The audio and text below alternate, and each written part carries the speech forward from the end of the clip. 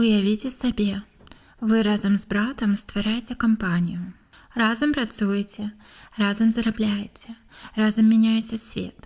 А потым паміж вамі адбываецца нешта настолькі жудаснае, што вы больш ніколі не размаўляеце адзін з адным. Ваш горад расколваецца на два лагеры. Вашы супрацоўнікі ненавідзяць адзін аднаго, а створаныя вамі кампаніі становяцца смяротнымі ворагамі на дзесяцігоддзі. Гэта не сцэнар галівудскага фільма, гэта проста гісторыя брэндаў Adidas і Puma. Гісторыя двух братоў, чыя сварка стварыла імперыі коштам дзесяткаў мільярдаў долараў. І самае дзіўнае, гэта вайна працягваецца да сённяшняга дня. Ты на канале Брэндава хата. Падпішыся, пастаў падабайку і падзяліся з сябрамі. Глава 1. Браты Даслер. Усё пачалося ў невялікім нямецкім гарадку Герцагенаурах. У 1920-х годах два браты, Адольф і Рудольф Даслер, вырашылі рабіць спартыўны абутак. Адольфа ўсе называлі Ады.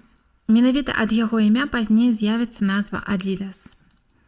Ады быў ціхім, замкнёным і апантаным вытворчасцю. Ён мог гадзінамі думаць пра падэшву красовак. Рудольф быў поўнай супрацьлегласцю, харызматычны, гаваркі, выдатны прадавец. Адзін ствараў прадукт, другі яго прадаваў. Разам браты былі непераможнымі. Іх кампанія Dassler Brothers Shoe Factory хутка стала вядомай па ўсёй Германіі. А потым здарылася Алімпіяда 1936 года. Глава 2. Момант, які змяніў усё. На Алімпійскіх гульнях у Берліне браты зрабілі смелы крок. Яны пераканалі амерыканскага лёгкаатлета Джесі Оуэнса выступаць у іх абутку. Гэта быў геніальны маркетынгавы ход. Оуэнс выйграў 4 залатыя медалі. Увесь свет убачыў абутак братоў Даслер. Продажы ўзляцелі. Кампанія проста квітнела. Здавалася, наперадзе толькі поспех. Але потым прыйшла другая сусветная вайна. І разам з ёй канец братэрства. Ты на канале Брэндава хата. Пакуль не забыў, пастаў падабайку. Глава 3. Сварка, якая змяніла гісторыю. Да сёння ніхто дакладна не ведае, што ж адбылося паміж братамі. Існуюць дзесяткі версій. Магчыма, прычынай былі грошы. Магчыма, жонкі. Магчыма, палітыка.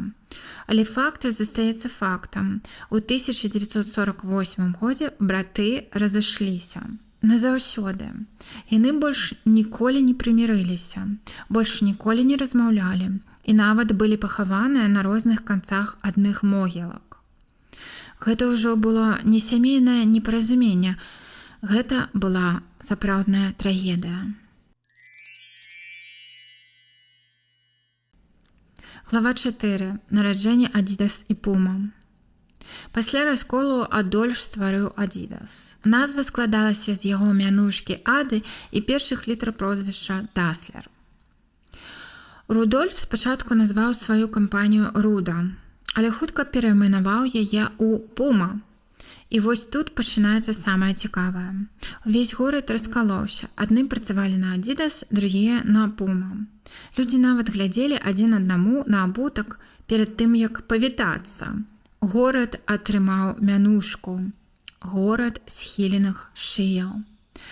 Бо ўсе спачатку глядзелі ўніз на лагатып на красоках, а ўжо потым пачыналі гаварыць.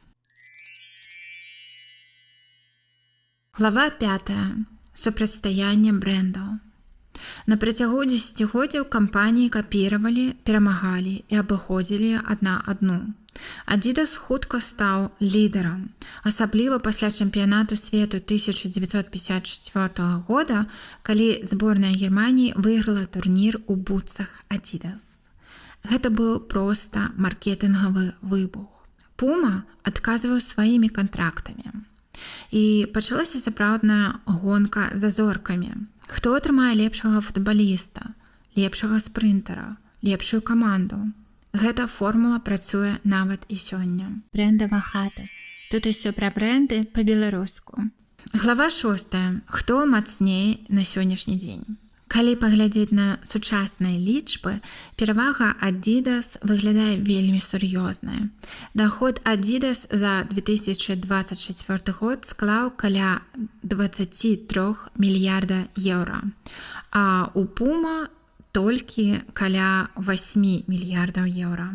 Гэта азначае, што Adidas прадае прыкладна ў 3 разы больш. Рынкавая вартасць Adidas таксама значна вышэйшая, каля 30 мільярдаў еўра, а Puma каштуе ў некалькі разоў менш. Калі б гэта быў баксёрскі паядынак, па фінансавых паказчыках Adidas выйграваў бы па ачках. Але ў спорце і маркетынгу ўсё не так проста. Глава 7. Бітва зорак. Adidas сабраў сапраўдную галактыку знакамітасцей. Ліанель Мессі, Дэвід Бекхэм, Джуд Белінгем, шэраг вядучых футбольных клубаў і нацыянальных зборных. Puma зрабіў стаўку на іншы падыход. Неймар, Ламін Ямаль, Усейн Болт і шмат яркіх модных калабарацый. Глава 8. Ці скончылася супрацьстаянне? Самы дзіўны факт, у 2009 годзе супрацоўнікі Adidas і Puma упершыню сімвалічна згулялі сяброўскі футбольны матч. Гэта адбылося праз больш чым 60 гадоў пасля сваркі братоў. Але канкурэнцыя нікуды не знікла. Кожны новы кантракт, кожная новая мадэль красовак, кожная новая рэкламная кампанія – гэта працяг той самай вайны, якая пачалася паміж двумя братамі амаль 80 гадоў таму. Брэндава хата. Тут усё пра брэнды па-беларуску. Заключэнне. Сёння мільёны людзей носяць Adidas, мільёны іншых – Puma. Большасць людзей нават не задумваецца, што за гэтымі лагатыпамі стаіць адна з самых драматычных сямейных гісторый у гісторыі бізнесу. Два браты, адна ідэя, адзін канфлікт і дзве сусветныя імперыі. І калі ў наступны раз убачыце 3 палоскі Adidas або Puma на красоўках, успомніце, усё гэта пачалося не з бізнес-плана, а з сямейнай сваркі, якая змяніла свет спорту назаўсёды. Калі вам спадабалася гэта історыя, падпішыцеся на канал, пастаўце падабайку і аставце мне каментар.